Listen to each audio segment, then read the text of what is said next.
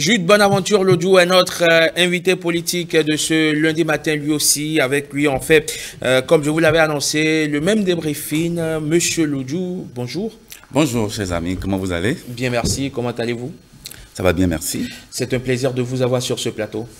Le plaisir est partagé. Je voudrais d'abord dire bonjour à tous vos téléspectateurs. Bonjour aux Béninois qui attendent patiemment que les élections arrivent et que le changement arrive. Très bien. C'est forcément ou certainement un homme triomphaliste que vous êtes sur ce plateau, car repêché par la Cour constitutionnelle pour participer au scrutin électoral. Votre parti, bien sûr, les démocrates. Bon, pas triomphaliste, je suis là en homme serein, parce que pour une fois, on peut lire et comprendre qu'il existe encore un espace de droit et de droit constitutionnel dans notre pays, même si l'espace-là est un peu mince. En clair, pendant que vous étiez en train de vous porter vers la Cour constitutionnelle, vous n'y croyez pas beaucoup, c'est ce que cela voudrait dire? Bon, si on n'y croyait pas du tout, on n'allait pas faire l'action, parce que les lois existent. Nous avons justement choisi d'éprouver ces lois-là, parce qu'il y a une expérience dans le pays, vous savez très bien. Depuis 2016, l'espace de droit s'est réduit. Les exemples sont clairs, mais il faut les éprouver jusqu'au bout. C'est justement pour ça que le parti a décidé de formuler ce recours auprès de la Cour constitutionnelle, même si pour certains, c'est parce qu'ils n'ont pas voulu suivre la loi. Lorsque nous éditons des lois, c'est pour que ces lois-là puissent encadrer toutes nos actions, quel que soit ce que nous sommes. Et lorsque la loi vous demande, vous fait l'obligation de suivre un certain nombre de délais dans votre exercice en tant que responsable, c'est une obligation pour vous de le suivre. Si vous ne le faites pas, et nous savons tous pourquoi ça n'a pas été fait, si vous ne le faites pas, c'est que vous piétinez les dispositions de la loi. Et ce sont ces choses-là que nous avons essayé de mettre en face de la Cour constitutionnelle pour lui demander de reconnaître que le directeur des impôts a failli à son devoir et en le reconnaissant, de prendre donc les dispositions qui s'imposaient. Certains vous reprochent en l'occurrence d'avoir voulu délibérément tirer sur la corde afin de la raidir pour qu'elle finisse par se casser. Qu'est-ce que vous en dites? Bon, c'est des arguments trop faciles, comme ils en ont l'habitude, vous savez très bien. Mais de quoi s'agit-il en réalité?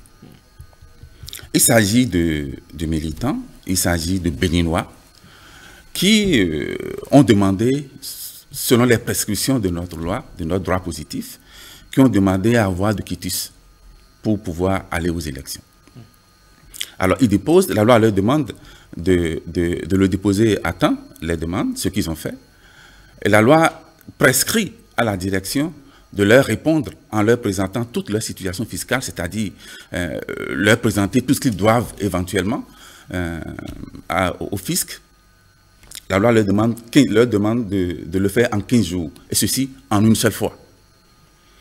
Les gens ont demandé depuis le 4, et c'est autour du 20, ne voyant rien, qui sont déplacés eux-mêmes vers l'administration fiscale pour demander pourquoi ils n'ont rien eu comme observation. C'est en ce moment-là qu'on leur fait l'observation. Ils vont pour régler. Ils reviennent, on leur demande de reprendre parce qu'il y a eu d'autres observations pour la deuxième fois, ceux qui sont allés satisfaire. Une autre troisième fois, on leur fait l'observation, alors que la loi dit c'est en une seule fois. Et lorsque ces gens-là finissent de satisfaire à toutes ces observations et représentent leur situation fiscale au niveau de 0,00, ça veut dire qu'ils ne doivent plus rien. Responsable politique que vous êtes, la seule chose à laquelle ils doivent s'attendre, ce sont les quitus. Donc c'est justement pour ça qu'ils ont été... Ce n'est pas du tout pour éprouver, mais c'est la logique, justement. Nous sommes dans un pays où il existe certains qui peuvent bénéficier de largesses républicaines parce qu'ils sont proches à la droite ou du prince de la République et peuvent faire donc ce qu'ils veulent. Et d'autres, parce qu'ils n'applaudissent pas, vous les voyez circuler, vous les voyez d'y chanter, simplement parce qu'ils savent que eux, ils peuvent bénéficier de tout. Mais ces mêmes personnes ont des candidats ou des candidats à la candidature en leur sein qui ne disposaient pas de quitus fiscaux et qui, ma foi, ont été sortis des différentes listes. Peut-être parce que ceux-là, chez eux, n'ont pas satisfait aux obligations. Il y a quand même parmi ces partis-là des barons quand même de certaines circonscriptions électorales laissés sur le carreau parce que ne disposant pas de quitus. Non, parce qu'ils n'ont pas satisfait aux observations. Mais lorsqu'on vous fait des observations par rapport à ce que vous devez et que vous n'arrivez pas à satisfaire, vous n'arrivez pas à payer, c'est que vous ne remplissez pas. S'ils avaient des passes droits, c'est qu'on aurait peut-être pu leur délivrer le quitus sans même payer. Je ne veux pas dire des choses pour peut-être choquer des personnes, mais je connais des gens qui n'ont pas pu satisfaire aux observations, mais qui sont sur les listes. Je connais aussi. Pourquoi est-ce que vous ne dénoncez pas? Laisse-moi finir. Je connais aussi qui ont été rattrapés parce que, je vais vous citer un petit exemple. Nous avons un camarade à qui on a fait des observations, qui a satisfait à tout, et qui ne voyait pas son quitus. Il s'est rapproché, et qu'est-ce qu'il a eu? On lui a fait des observations, nouvelles observations. Après le dépôt, on lui a fait de nouvelles observations par rapport à une structure qu'il a déjà fermée depuis 2 ou 3 ans. Alors, il se dit, il a écrit en réponse pour expliquer à l'administration fiscale qu'en réalité, il est propriétaire de cette structure-là, qu'on dit mal fermée, avec un autre qui est responsable à 50% de la structure, et qui est même gérant de cette structure-là, mais qui avait déjà obtenu son quitus et qui était déjà sur une liste. Et comme on a vu que cette situation pourrait donc créer le problème à cette liste, que vous savez, on a dû donc lui donner son quitus. Oui. Je suis d'accord. Ça peut ne pas être les faits. Vous avez exposé les faits, mais la conclusion, vous la tirez vous-même. Ça, ce n'est peut-être pas ce qui est vrai. Oui, bon, pour vous pouvez tirer une conclusion par rapport aux faits que je vous ai décrits. Vous pouvez aussi tirer d'autres conclusions. Bien sûr, par rapport aux faits que je vous ai décrits. Bon, mais c'est la conclusion que je dis. Mais n'importe comment, après cette réaction, on lui a délivré son quitus. Il n'a plus rien payé, mais on lui a délivré son quitus. Voilà donc les faits.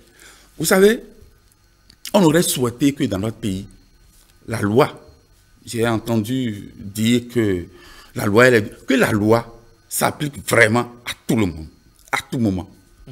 J'espère qu'un jour, dans notre République, nous arriverons à cela. Monsieur Lodjou, plus personne n'y croyait quant à votre présence sur la liste de départ pour le scrutin à venir. D'aucuns disent que vous n'avez pas été pragmatique. Pourquoi vous n'avez pas rayé des noms, par exemple, comme quelqu'un l'a dit tout à l'heure, déjà à midi dans la journée du 2 novembre? Vous savez, c'est ce que cette personne a dit. Allez vérifier si c'est vrai. Sa parole peut faire foi. Peu. Oui, peu, non? Peut faire foi. Bon. Un peu comme la vôtre aussi peut faire foi. Merci beaucoup.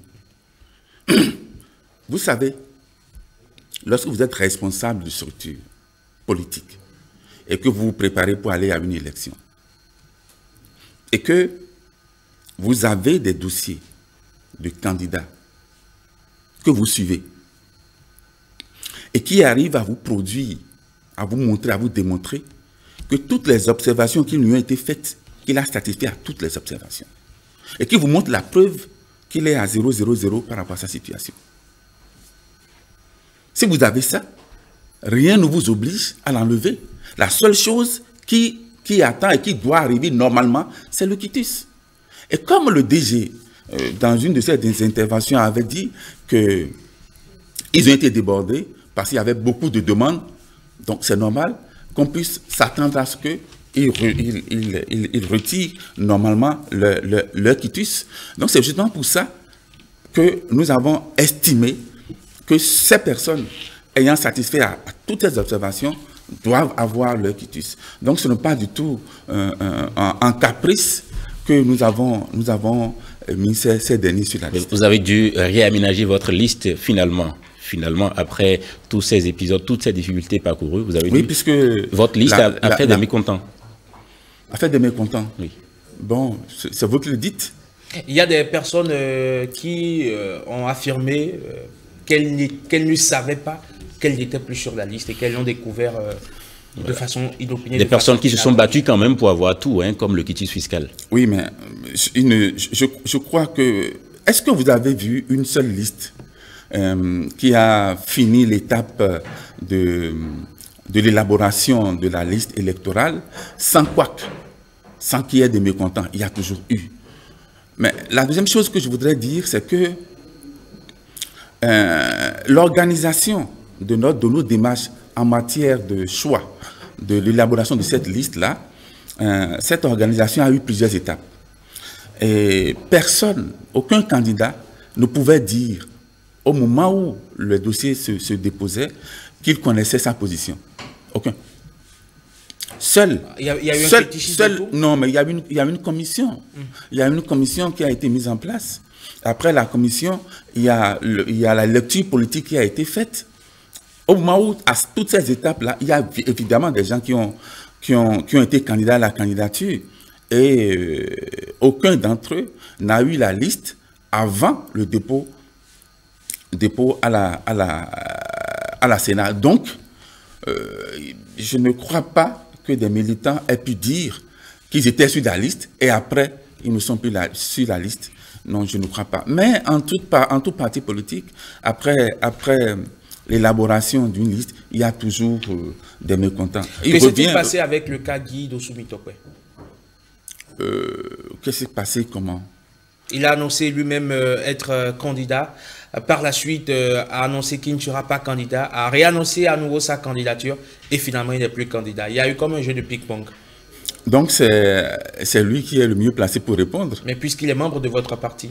Oui, mais s'il est membre de mon parti, je n'en disconviens pas. Mais tout ce que vous avez dit, qu'il est candidat, il ne l'est plus, il est redevenu... Et il n'est pas seul dans le cas. Non, je crois que vous exagérez un peu. Vous trouvez? Oui, je le dis. Le collègue Guy Tokwe est un militant important du parti, comme bien d'autres, justement. Il a manifesté sa volonté d'être candidat. Il y a les structures de base de la circonscription électorale qui ont fait des propositions. Ces propositions ont été transmises à la direction du parti qui a fait ses observations et les a introduites au niveau de la commission. Et la commission s'est réunie, a fait des propositions. Et la lecture finale a donné ce que vous avez vu comme proposition. Vous savez, un parti politique est animé par la base. On n'a pas de structure de base pour le décor. C'est la base qui a rejeté Guy Tokwe. Je n'ai pas dit ça. On n'a pas de structure de base pour le décor.